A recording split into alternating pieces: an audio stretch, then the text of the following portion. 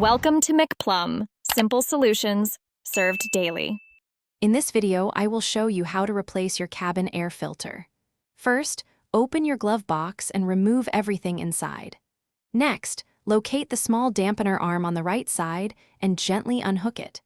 Then, press inward on both sides of the glove box to release its retaining tabs. This allows the glove box to swing down fully, giving you access to the filter housing. With the glove box lowered, you will see a rectangular plastic cover, which is the cabin air filter housing. This cover is typically secured by two small clips, one on each side. Gently press these clips inward towards the center of the cover to release them. Once unlatched, carefully pull the cover straight off and set it aside. Now that the housing cover is off, you will see the old cabin air filter. Before removing it, take a moment to observe the airflow direction arrow printed on its frame. This is very important for correct installation of the new filter. Gently grasp the old filter and slide it straight out. You will likely see a significant amount of leaves, dust, and other debris it has captured.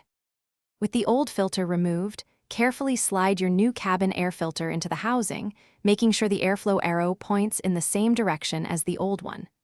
Reattach the filter housing cover, ensuring both clips snap securely into place.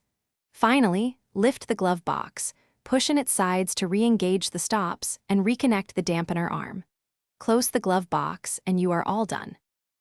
Thanks for watching. Stay juicy and subscribe.